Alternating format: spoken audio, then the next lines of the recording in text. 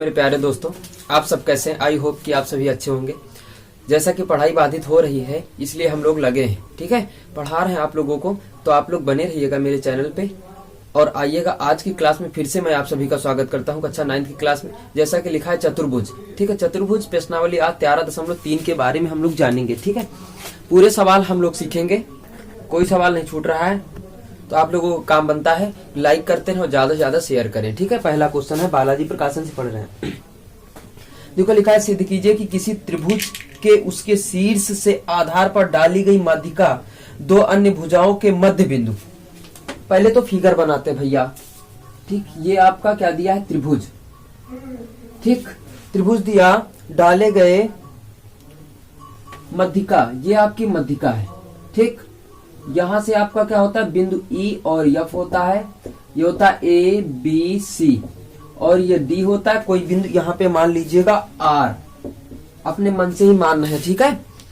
कह रहा है मिलाने वाले रेखाखंड समद्विभाजित करता है, यानी आपको क्या सिद्ध करना है कि सिद्ध ये करना है, ये जो रेखाखंड है इसको काटता है, यानी ए आर बराबर ए डी आपको सिद्ध, आर डी आपको सिद्ध करना है। सबसे पहले आप दिया लिखोगे, ठीक है, उसके बाद सिद्ध करना।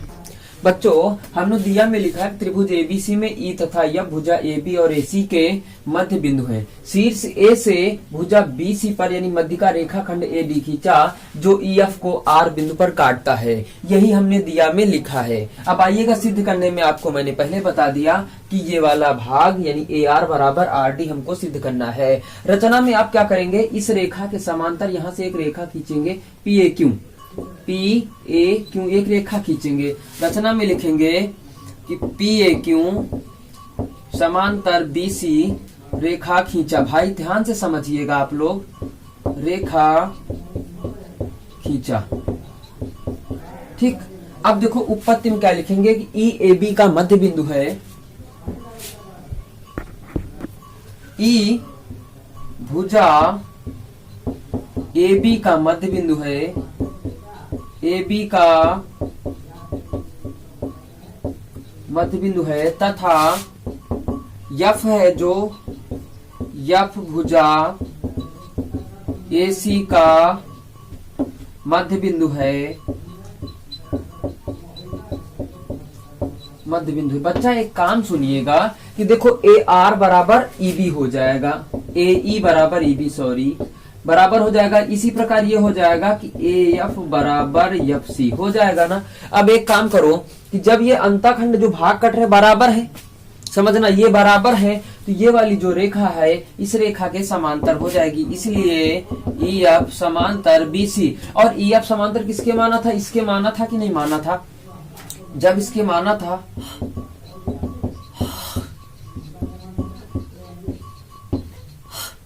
पी क्यू आर के, ठीक है।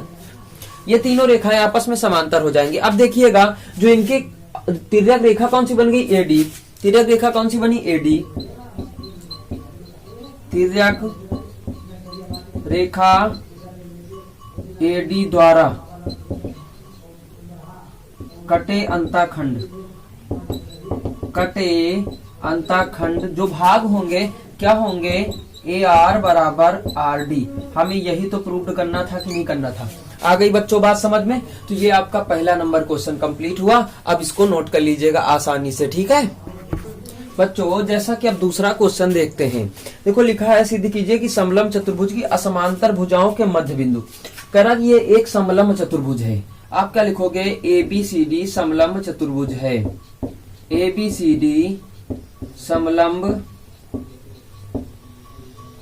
चतुर्भुज है। इसमें क्या होता है कि ए बी समांतर सी डी, ये वाली भुजाएं समांतर होती है ना।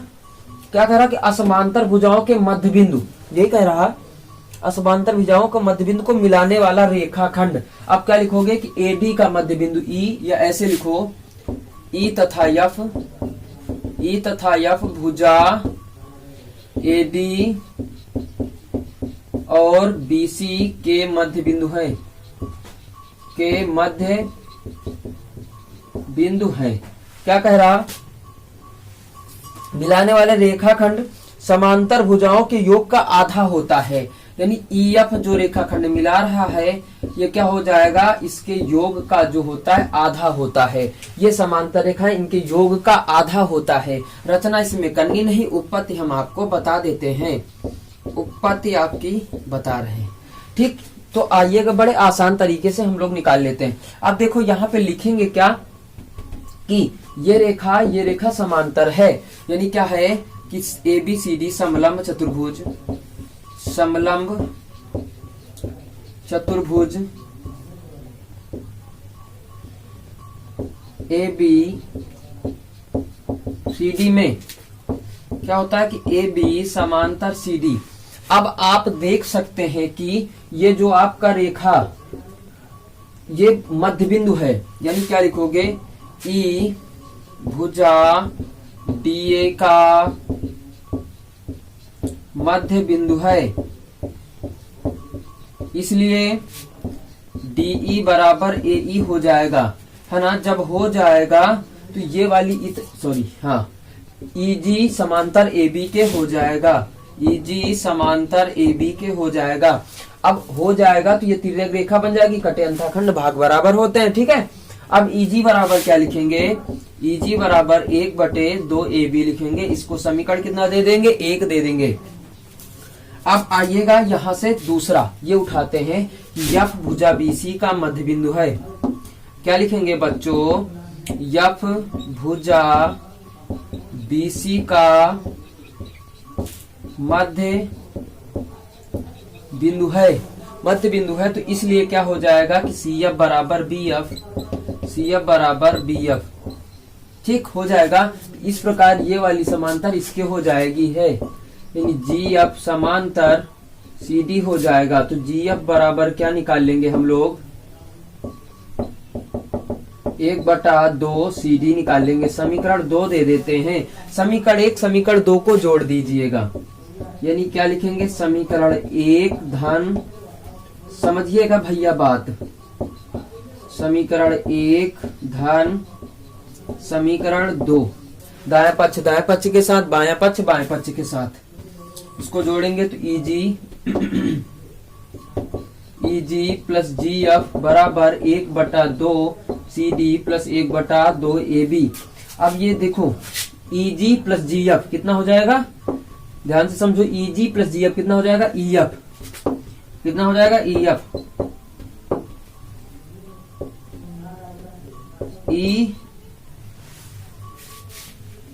EF होगा, ठीक है।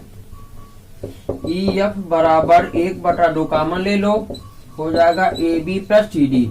यही हमको लाना था बच्चों, आ गई बात समझ में। अब एक काम और करते हैं, इसको नोट कर लीजिएगा, फिर आगे हम लोग चलते हैं फटाक से, ठीक है। नोट कर लीजिएगा आप लोग। देखो आपका जो तीसरा क्वेश्चन लिखा है हम उसको समझा दिए दे रहे हैं, ठीक है बच्चों। आइएगा ध्यान देते हैं केवल क्वेश्चन पे।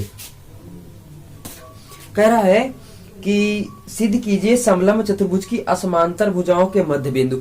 एक समलंब चतुर्भुज जैसा कि पीछे वाला क्वेश्चन आपने पढ़ा था अभी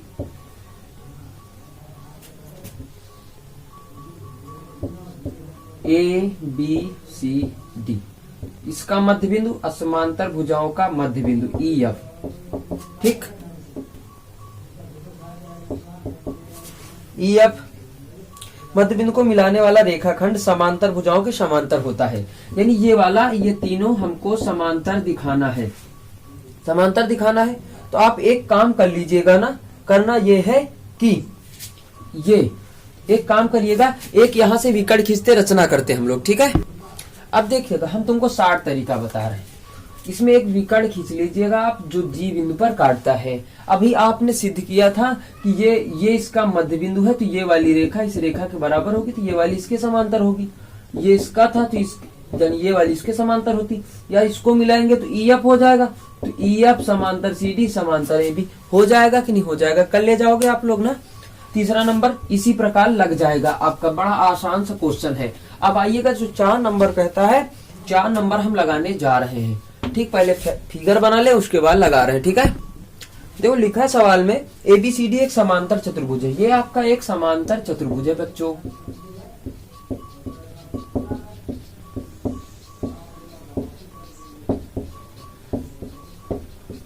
ठीक। समांतर चतुर्भुज की सम्मुख भुजाएं बराबर होती है और सम्मुख कोण भी बराबर होते हैं, जैसा कि पढ़ रखा है पीछे। ठीक है, क्या कह रहा है आप ध्यान से देखिए। कह रहा ई और एफ ए बी और सी डी के मध्य बिंदु है, यानी ये वाला मध्य बिंदु, ये वाला मध्य बिंदु है। ठीक है, आपको पहली कंडीशन आपको ये दे दी गई, दूसरी मैं बता रहा हूँ कि ये बराबर इसके बराबर सिद्ध करना है, यानी यम यल। यहाँ पे यम काटता है, यहाँ पे यल काटता है। ठीक है, तो डी एल बराबर यम यल बराबर एल बी, ये सिद्ध करना है हमको। ठीक है, आसानी से सिद्ध कर लेंगे। पहले एक कंडीशन सिद्ध करते हैं हम लोग। ठीक है, आइएगा ध्यान देते हैं हम लोग बच्चों। करते क्या है कि एक बार ये त्रिभुज लेते, ये त्रिभुज लेते, त्रिभुज ए डी एफ और त्रिभुज बी सी ई में पहला कोण तो आपका ये बराबर हो जाएगा। ठीक, कोण डी बराबर कोण बी, समांतर चतुर्भुज सम्मुख कोण है, सम्मुख भुजा बराबर है ना, समझिएगा। AD बराबर BC। तीसरी बात, ये भुजा इसके बराबर हो जाएगी, मध्य बिंदु है जब। ठीक है, DF बराबर EB। तीन बातें हो गई, तीन बातें हो जाती, दोनों त्रिभुज क्या कर देते, सर्वांग सम, है ना बच्चा, जानते हो तुम मंचे।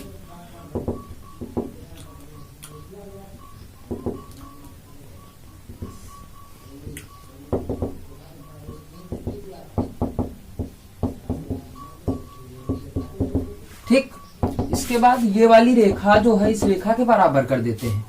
यही तो होएगा कि नहीं होएगा, ए एफ बराबर सीई हो जाएगा। होने के बाद भैया आप देख सकते हैं, जब ये वाली इसके बराबर है तो ये समांतर चतुर्भुज हो जाएगा AECF।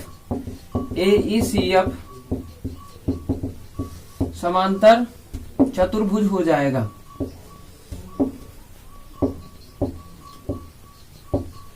ठीक, इसलिए ये समांतर इसके हो जाएगी, सम्मुख भुजाएं समांतर होती हैं, तो AF समांतर CE, ये आपकी पहली कंडीशन। अब दूसरी ध्यान से देखिएगा, ये रेखा समांतर, ये रेखा समांतर, ये एक तिर्यक रेखा जा रही, तिर्यक रेखा में जितने भाग कटते सब बराबर होते हैं, तो आप क्या लिखोगे, DM बराबर ML बराबर LB।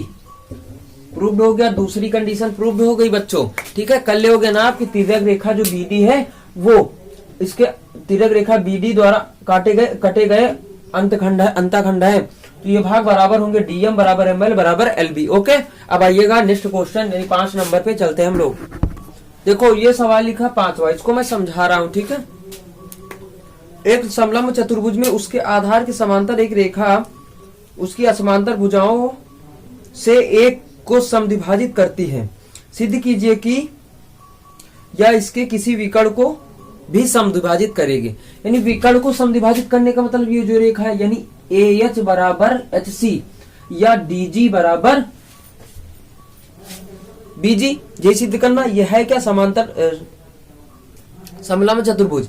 आप जानते हैं कि पीछे जो सिद्ध किया है, इतनी रेखा इसके समांतर हो जाएगी, क्योंकि ये मध्य बिंदु समद्विभाजित कर रहा, ये वाली रेखा इस रेखा के समांतर हो जाएगी। ये तीनों जब आपस में समांतर हो जाएंगी भैया, जब समांतर हो जाएंगी तो ये आपकी तिर्यक रेखा कट रही है, तिर्यक रेखा कट रही, तिर्यक रेखा में जितने अंतखंड होते सब बराबर होते, यानी AH बराबर HC। इसमें अगर ये तिर्यक रेखा कट रही तो DG बराबर BG।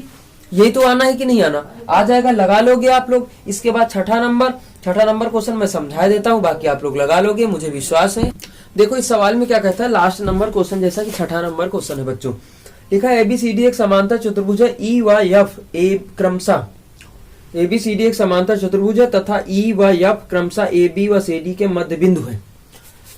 F E मध्य बिंदु है। अब मध्य बिंदु है तो ये बराबर इसके हो गया कि नहीं हो गया, ये वाली रेखा इसके समांतर हो जाएगी, तो ये वाला जो भाग होगा इसके बराबर हो जाएगा, यानी GP बराबर PS। शायद यही सिद्ध करना है।